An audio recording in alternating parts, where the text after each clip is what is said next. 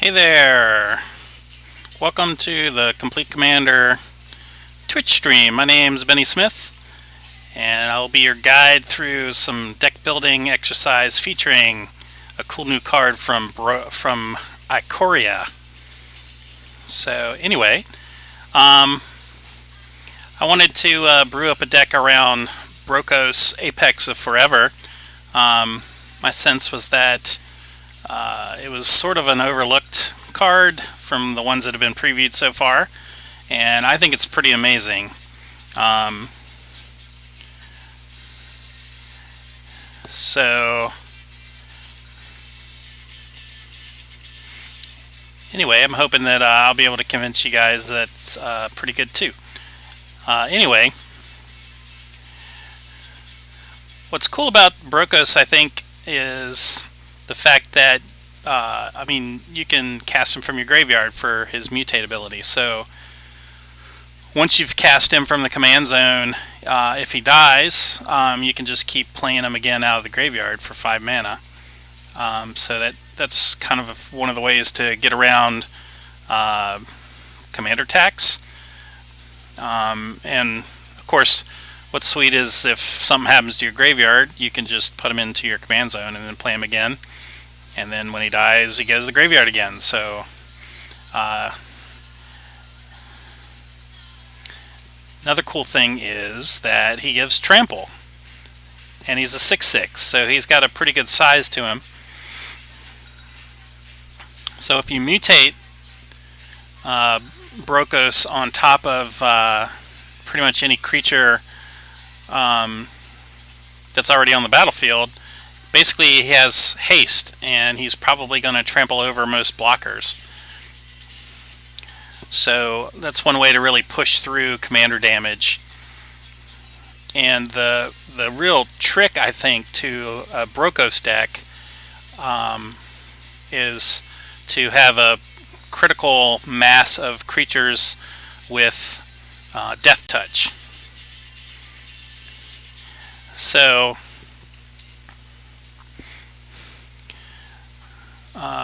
anyway, before I get too deep into starting up, I wanted to let you guys know the reason I was starting up a little earlier today is that I got invited to participate in Jeremy Knowles' stream tonight. He's going to be playing some paper commander via webcam, and I definitely wanted to be able to jump in and play with him and some of his special guests tonight. So I figured I'd do kind of an abbreviated version of my deck building stream, and I actually went ahead and built the deck. Obviously it's not set in stone, so if anybody in the chat has some ideas, feel free to chime in and let me know what you think. So anyway, to get back to Brokkos, so trample and death touch are basically the peanut butter and jelly of magic keyword abilities, and or magic magic abilities on creatures. Since with a death touch creature, just 1 point of damage is considered lethal. So if you combine that with trample, all you got to do is 1 point of damage to each blocker, and the rest of it just tramples on through. So that's one way of really pushing through commander damage with Brokkos.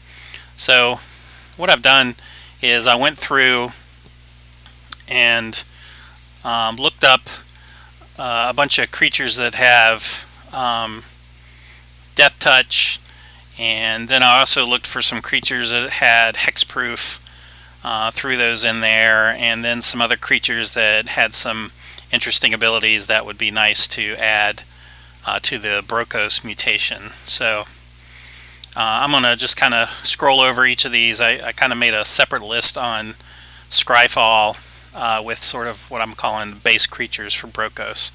So the first up I had was Foulmire Knight. I like this in particular because you can go on an adventure to draw a card first before you cast it, so it's sort of like a delayed cantrip creature.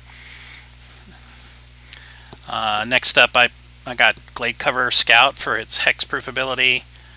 Then I got Narnum Renegade for his Death Touch. Oh, before I get too far on this, one thing we need to remember is that Mutate only works on non-human creatures. So when I was first doing the search of creatures with Death Touch, there was a couple of humans that had Death Touch that I had kind of originally was putting on my list until I remembered you can't mutate humans. So lucky for us, Narnum Renegade is an elf warrior, so we can feel free to mutate him. I've got the old Slippery Boggle for its hexproof. Vampire of the Dire Moon is great. It has Death Touch and Lifelink. So having 6/6 commander with Trample, Death Touch, and Lifelink seems like a pretty sweet combination. I've included the Baleful Strix. So that's a great card to play early to draw a card, and it flies. With Death Touch, it can ward off some attacks. And then once you have 5 mana, go ahead and mutate it. Deadly Recluse, Death Touch, and Reach. It's another good creature to sort of wave off attackers early until you can mutate onto it.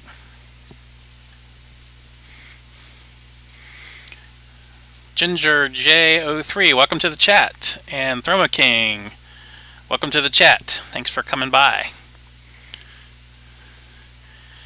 So Ginger J points out, sad that we can't have mutated humans, aka X-Men. Yeah, that is true. That'd be kind of cool from a Marvel perspective, but I mean, they've given humans quite a bit of toys to play with over the years, so I'm kind of cool with having humans sort of out of this particular mechanic. So anyway, I'm including Fathom Feeder. It's got Death Touch, but mainly I like it because it's got a mana sink to draw a card, so that's cool. Thorn-Wheeled Archer has Reach and Death Touch. So Greeny T says, my first thoughts for Brokkos was Thief of Sanity, Night Veil Spectre, Cold-Eyed Selkie, and Theta Adele. So, I mean, that's certainly one way of going about it. For me, I think Death Touch is sort of the creme de creme to combine with Brokkos. Just pushing through commander damage, just making it a fierce attacker. But I mean, those other creatures are really good too. They have different abilities. So ultimately it's probably best to sort of mix up that stuff. So MTG Color Pie weighs in, any thought of using Brokkos to sacrifice to an outlet as another way of winning, a la Altar of Dementia? Yeah, I mean, that's 6 cards. You could certainly sack it, play it again, sack it. I guess if you generate enough mana, if you kind of go infinite on mana, I could see that could certainly be one way of doing that. Alright, so to continue down my list here, I've got Leyline Prowler. It's got Death Touch and Lifelink, and as well as being able to tap for mana. I got Ronus the Indomitable. He brings Indestructible to the table. I know you can sort of have the risk of having your commander sort of stranded if you don't have any other creature of size, but hopefully you'll be able to get back another creature and worst case scenario, pump it with Ronus and be able to get in there. Tombbound Lich I thought was a pretty good one too. Has Death Touch and Lifelink as well. Yahini Undying Partisan. Being able to sacrifice a creature to make it indestructible. It's pretty sweet. And if there's a board wipe, you can add all those counters to your mutated commander and it would be pretty sick.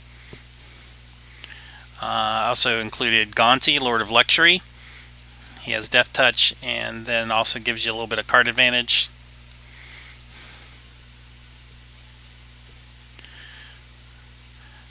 Thromo King says you're just building in all that death touch to run your favorite snake. That's true. That's true. I like my snake. I also got Oakheim Adversary. Has death touch and will also draw a card when you deal damage. Questing Beast, of course, because let's have all the abilities tacked onto our commander. So Therma King says, this is really just Oran Frostfang as the hidden commander. You caught me. You caught me. Alright, so also Acidic Slime has Death Touch. God Eternal Ronus also has Death Touch. And also has a pretty nice stickiness to it, so if something bad happens to your mutated creature, you can put Brokkos into your command zone and put God Eternal Ronus back into your library, and then hopefully get it pulled back together later. And there he is, Oran Frostfang. Pan Unbroken says, oh wait, Greeny T says, isn't there a legendary Sultai snake so that you can run all the snakes in that deck?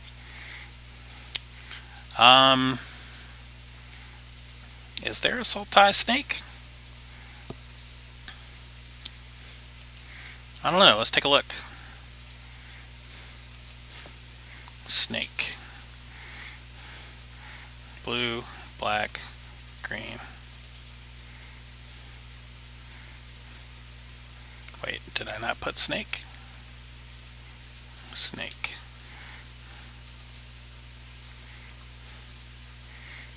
Alright, I don't see a Sultai snake. Pan Unbroken says the War Vraska might be interesting with all this Death Touch and Glissa the Trader too. I thought about Glissa, but the double black or the double green and black is kind of color intensive, and I don't think I'm going to be running enough artifacts to really make it worthwhile.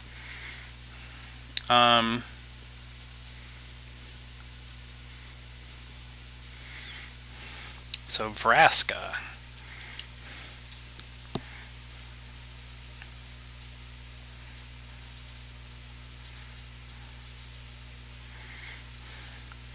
So suggested Vraska Swarm's Eminence. Whenever a creature you control with Death Touch deals damage to a player or planeswalker, put a +1/+1 counter on that creature.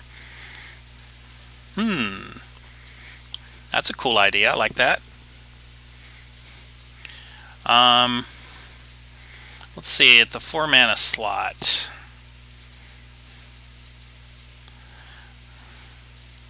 Got a bunch of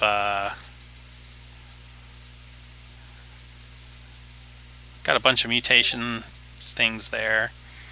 I don't know, let's think about that. I'll kind of bookmark that to the side. That's a pretty cool idea.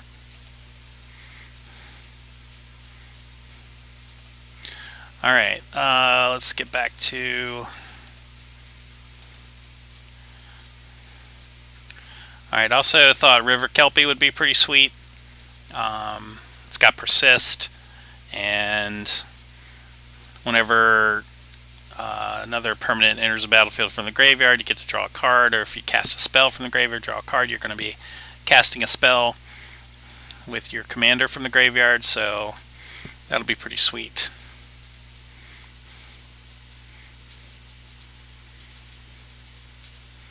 So MTG Color Pie says Greater Good seems good in this deck, and Gerard Golgari Lichlord. I did have Greater Good in this deck earlier, but it got kind of crowded out because of all these other mutation creatures. My thought is I want to run all of the mutation creatures out the gate. Or not all of them, but a lot of them, and I figure over time some of them are just not going to be as good as we might think, and in which case you'll cut some of those to make some room for some other stuff. So SJS Max says that Vraska plus Ballista plus collar is infinite damage. True. I don't think this list is really looking to go infinite at this point, but you can certainly add stuff like that to the deck list for sure. Also got Joda's Avenger in here. A friend on Twitter brought it up as a nice thing to mutate, since you can give it double strike. So a 5/5 double strike commander is pretty sweet. Alright, Thromo King says, are you really recurring that much stuff from your graveyard besides Brokkos? Seems like Kelpie might be a little narrow. Well, I mean, your commander's coming back from the graveyard, so either they're killing it and you're playing it out of the graveyard again, or they're going to die to it. So that was kind of my thought with Brokkos. But I believe there's at least one other mutate creature that brings stuff back from the graveyard, and I'm also going to be including Phyrexian Reclamation, though I guess that doesn't really trigger that either. So that's a good point. Maybe that's maybe River Kelpie is room to a potential cut spot. So Greeny T says, if the point is to get Brokkos through, may I suggest Elusive Tormentor? Elusive Tormentor.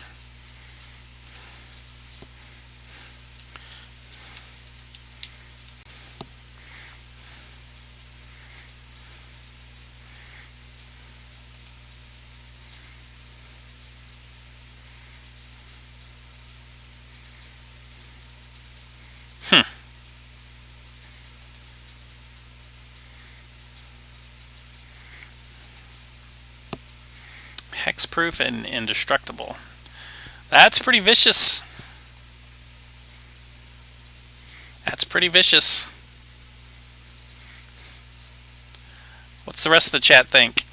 Elusive Tormentor transforming into Insidious Mist.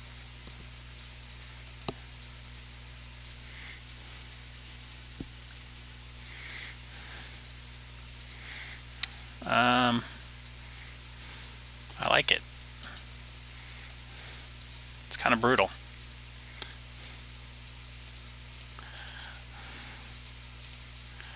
Alright. Thermo King says, thoughts on Thornling? See, I got my secret, Chris, is that I'm always thinking about Thornling.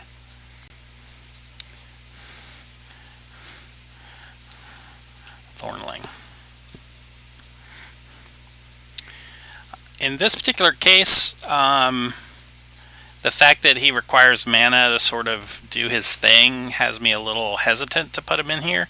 I mean, maybe he'd be better than River Kelpie.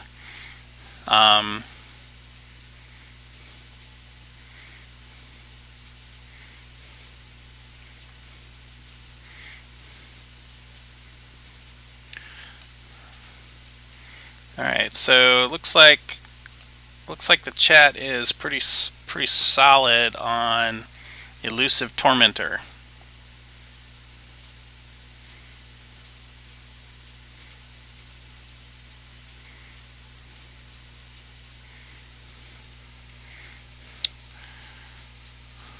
Alright, well, I think we should add that in there then.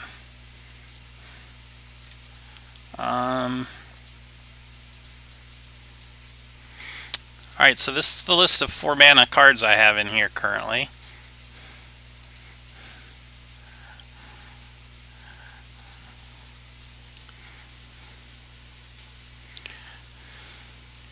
Ginger J03 mentions Cephalid Constable. Yeah, I think that's probably too vicious. That's probably more towards CEDH territory than what I typically brew up. I guess it depends on your local play group. They may appreciate being locked out by a mutated Cephalid Constable. Yeah, actually, I think there's a mutated creature that bounces creatures too, and I didn't include that either because I I do think that that's sort of a kind of obnoxious.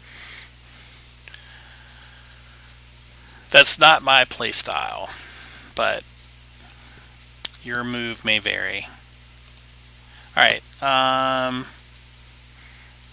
the last thing I had on the list was Worm Coil Engine, though I think I ended up cutting that from the list. Yeah, I cut it from my list because there was some other 6 mana mutate creatures.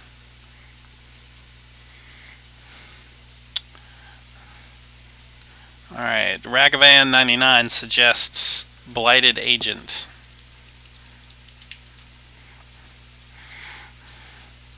So he is in for the Infect win, the Poison win A. I think that's... I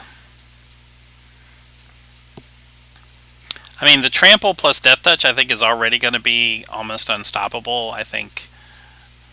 I mean, it's not unstoppable, but at least it's going to take a couple hits to knock somebody out. I think mutating onto an effect creature might be a little much.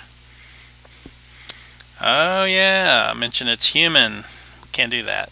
Okay. I'm sure there's some non-human infect creatures that you could put on there. All right. I thought I had a... Okay. Alright, so I also did a search for all the mutation creatures, and I kind of wanted to go over them and my thoughts on which ones to include and which ones not to. So I think Mysterious Egg is kind of cool, just because it puts +1/+1 counter on it. So like if I want to play some other mutation creatures early in the game before I get Brokkos online, I don't think it's a bad inclusion.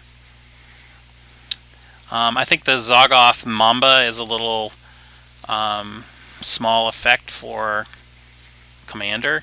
I think it's more of a limited card.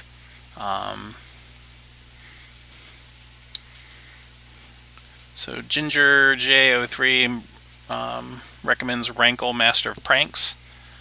I think that would be fine. Again, I'm a little tight on the 4 mana currently. I'm not sure what I would cut for that. But if you have some suggestions. Alright, Polywog Symbiote. Each creature spell you cast costs 1 less if it has Mutate. And whenever you cast a creature spell, if it has Mutate, draw a card, then discard a card. I really like this for the creature discount. The looting effect, I could kind of take it or leave it. But I think it's okay. So Glowstone Recluse, I feel is a little bit underwhelming at 3 mana. Like Mysterious Egg, I think is fine as a 1 mana card, but to invest, I mean, this is even 4 mana to mutate it. So, Sea Dasher Octopus seems crazy good, so I'm all about that, especially since our commander tramples. So combining the Octopus with our Brokkos, I think, is going to be pretty sweet. Mutate cost for just 2 and flash, that's pretty crazy. Trumpeting Gnar, I really like that one. It gives you another creature whenever it mutates, so I think that's a pretty decent inclusion at 3 mana. This one here, they have it down as Blarg Beast, but I think it's actually called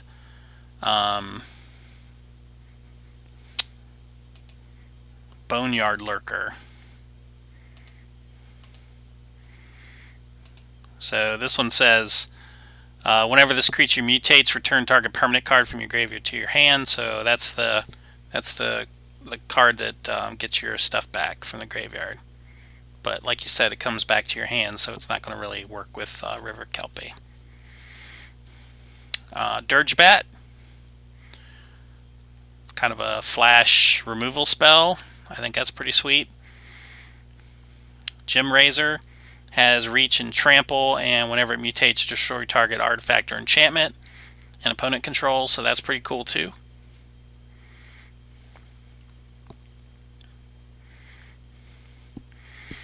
So Throma King asks, mutate doesn't get around commander text, right? Obviously this commander does from the graveyard.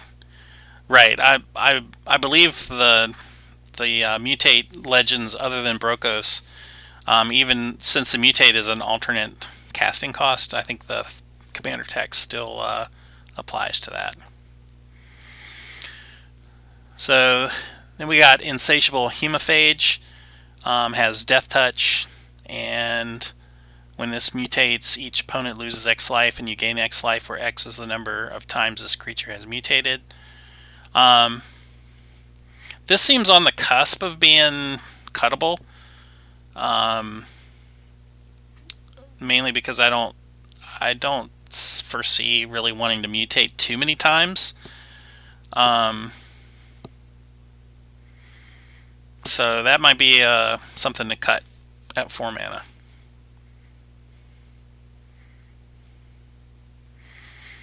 So Greeny T asks, I would want to check with a judge, but would Brokkos work with Aetherling's Blink? I think I've seen a couple of different answers, but it sounds to me that if a mutated creature exiles itself and comes back, it comes back as its parts. I think that's what I saw, but there's been some conflicting answers to that. So, like, I think basically blinking something kind of disassembles the mutation into its component parts. That's what I'm leaning towards being the answer. But I could be wrong. I guess we'll need some clarification from Wotzi. So, Aetherling obviously will be better or worse in our deck depending on what the ruling is.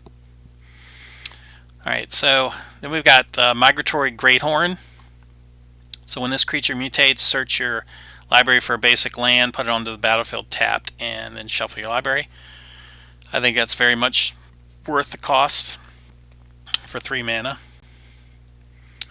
Auspicious Starix has a mutate cost of 6, and whenever this creature mutates, exile cards from the top of your library until you exile X permanent cards, where X is the number of times this creature's mutated. Put those permanent cards onto the battlefield. So this seems kind of cool.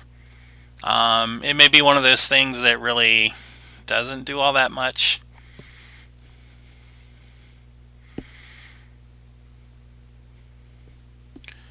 What do you guys think? Do you think this might be a 5 mana cut? Auspicious Starix. I mean, I think probably most of the time it's just going to get you land for 6 mana.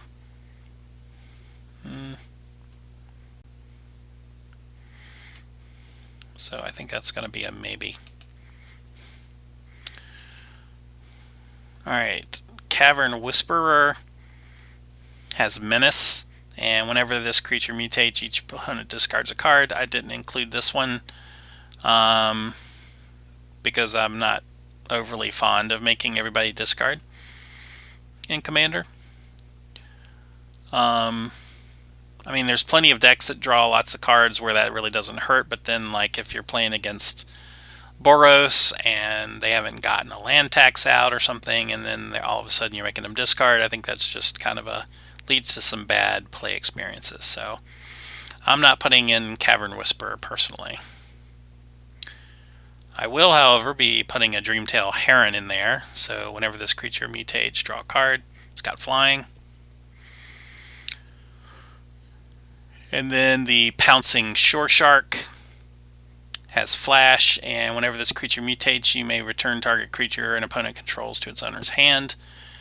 This was the bounce mutation thing that I said that I wasn't probably going to play with. But I don't think that's all that unfair, but that's just not personally my style. So then we got Souvenir Snatcher, mutate 6, flying. Whenever this creature mutates, gain control of target non-creature artifact. Now this, on the other hand, I'm all about.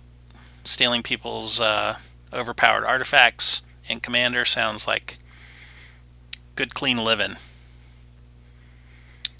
Alright. And then going to 6 mana, we've got this card, which I think is called Sawtusk Demolisher. Yep. So it says for 4 mana, mutate, has trample. Whenever this creature mutates, destroy target non-creature permanent. Its controller creates a 3/3 beast. So it's a beast within on a stick. So that gives some additional utility, which, I mean, Sultai doesn't have any shortage of that, but if it plays into our theme, then I think that's all cool.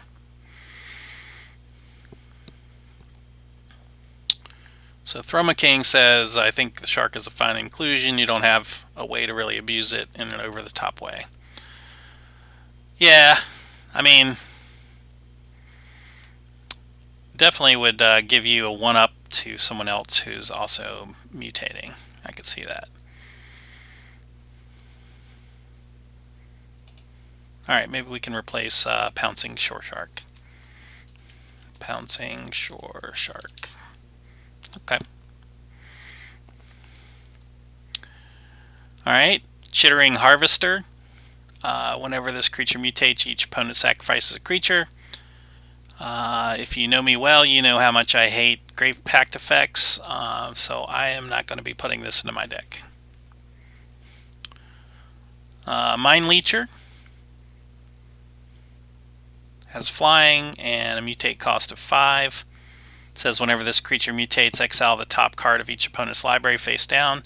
You may look at and play those cards for as long as they remain exiled. So this is basically Gonti on steroids in your mutate deck. So I am all about the Mind Leecher. And then we've got Otrimmy, the Ever Playful. This is from the Commander 2020 decks. This says whenever this creature deals combat damage to a player, return target creature card with mutate from your graveyard to your hand. So here's another way to get back some mutate creatures back from your graveyard. So Throma King weighs in, says he likes Mind Leecher a lot as well. Yeah, I think that's pretty sweet. Alright, and then at the top of the curve is Archipelagore, which is a giant Leviathan creature. So it mutates at 6, and it says whenever this creature mutates, tap up to X target creatures, where X is the number of times this creature is mutated. Those creatures don't untap during the controller's next untap step. So I kind of like that. Like, I'd much rather tap down a creature for a bit than forcing people to replay them. Alright, Greeny T says, I can confirm per the rules manager, Brokkos and Aetherling would return as separate parts. Okay.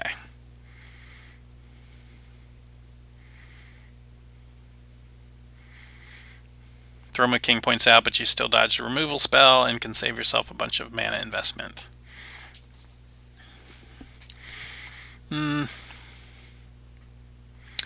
I mean, Aetherling is 6 mana if I remember correctly, and it costs mana to use. I just feel like this deck is probably going to be fairly mana hungry.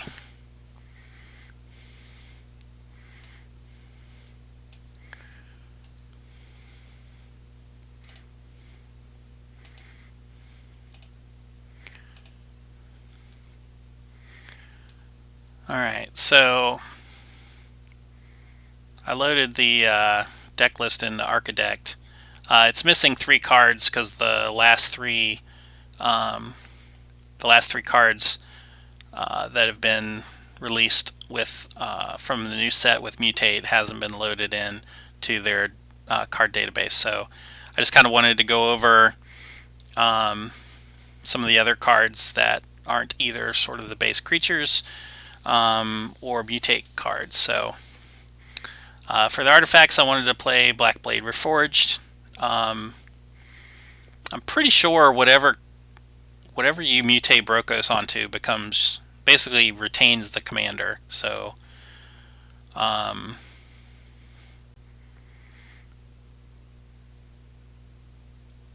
doesn't have anything to do with Blackblade Reforged. So I guess with Brokkos, you'd want Brokkos on top so that it would retain its legendary status. And then you could equip it with Blackblade and get over for some massive amounts of trample damage.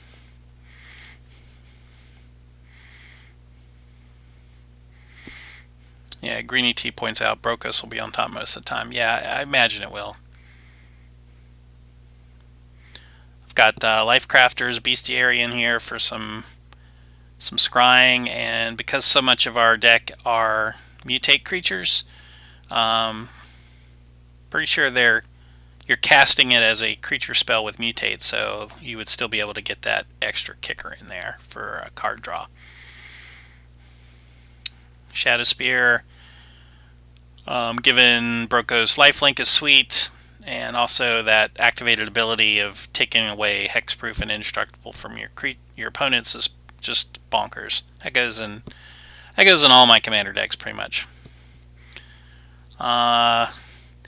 One thing I noticed, I didn't have a lot of graveyard control in this deck, so I think as I trim some cards over time, I would probably squeeze some more back in there, but Soul Guide Lantern made it in. It's a permanent, so some of the cards in the deck bring back permanents, so I thought that this would be a good choice. And of course, Great Henge. Once you've put Brokkos out there, this is only going to cost you 3, so that seems pretty sweet. Phyrexian Reclamation is a good 1-mana spell. Bring stuff back is cool. For my sorceries, pretty much all of them are ramp since we're playing green, and a good old Damnation for the board sweep. For your instants, I've got your usuals here. Oh, they put Foulmire Knight down here as an instant for the card draw. Okay. Go for the Throat, Heroic Intervention, Gross and Grip, Return of the Wild Speaker. Hopefully it draws you 6 cards a lot of the time. That seems pretty sweet. And let's see if I had any other creatures that we didn't already talk about.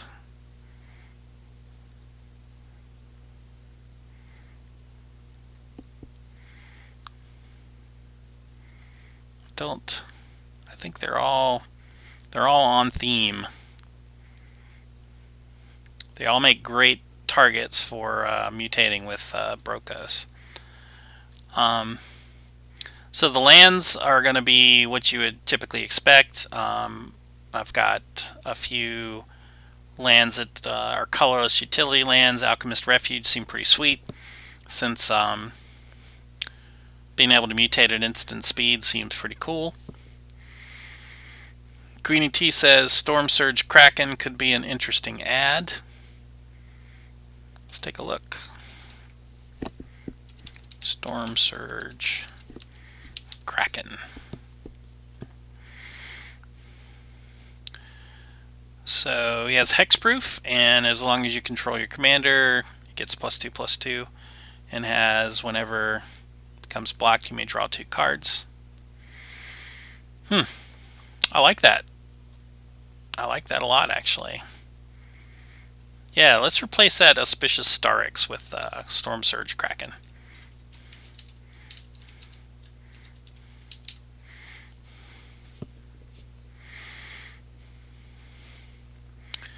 Yeah, that's a good point. We should probably look for other lieutenant cards. Let me copy that so I don't have to try to spell it. So put in lieutenant and commander, blue, black, and green.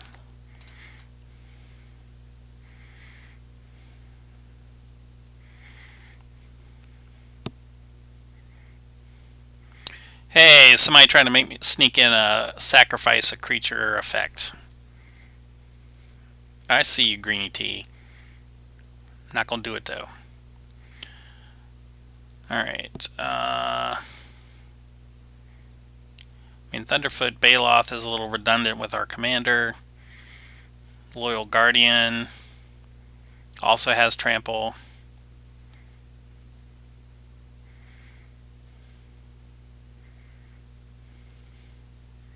Yeah, I think Storm Surge Kraken is the definitely an inclusion there. The other ones I'm not quite sold on.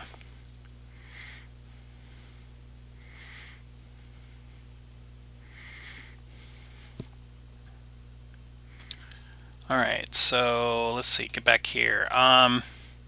So for the non-colored mana producing lands, I've got Dust Bowl in here to help with problematic lands,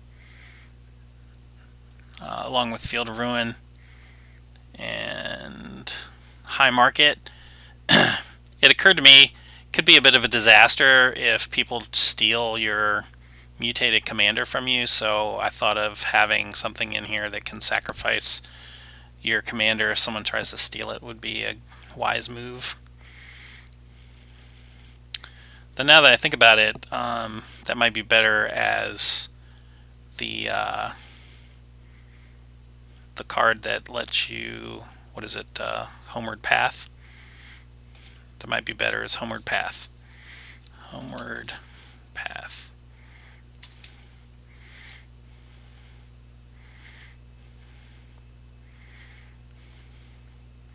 Yeah, what do y'all think? I think that's probably better, actually. Yep, Homeward Path. Alright, so I'm going to ditch High Market and replace it with Homeward Path. Yeah, that's much better. Yeah, High Market is only good if you happen to have that untapped when someone tries to steal it. Homeward Path, you could come in with it later and get it back. One thing I thought was interesting when I was looking up cards was Opal Palace. So even if you cast your commander from the graveyard, if you've brought him back from the command zone a couple times, you cast it with Opal Palace from the graveyard, you could get those extra counters. I think that's some interesting interaction there.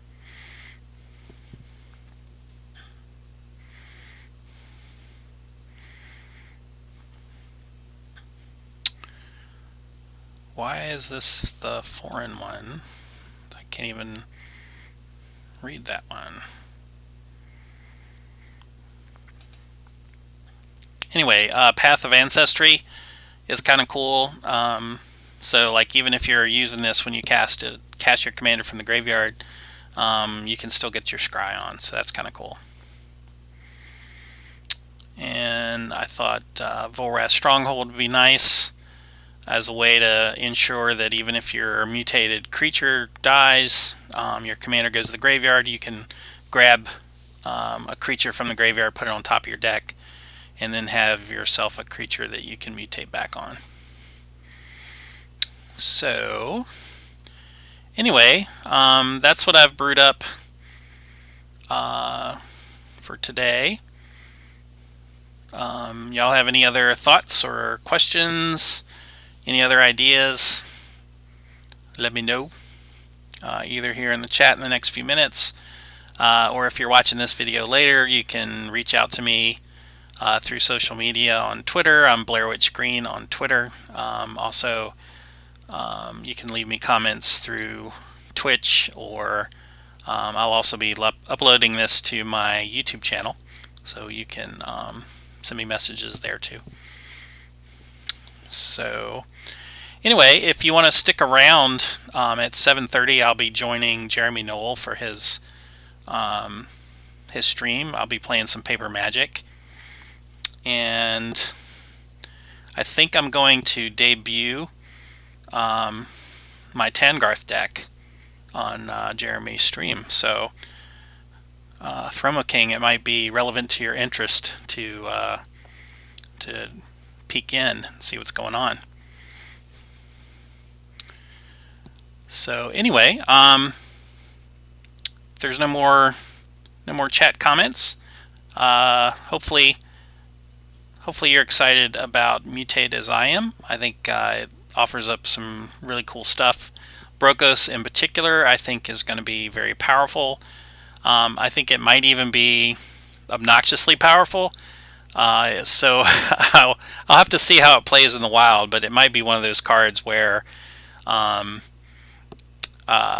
it looks a lot of fun when you're building a deck, but then when you play it, it's just kind of relentlessly killing people, and we'll have to keep an eye on the play experience there. But I think it's a really cool card. I may even give it a whirl in Standard.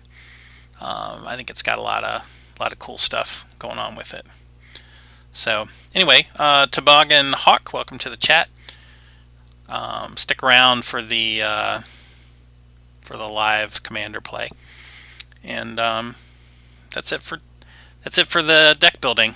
So take it easy, guys. Thanks for chatting with me.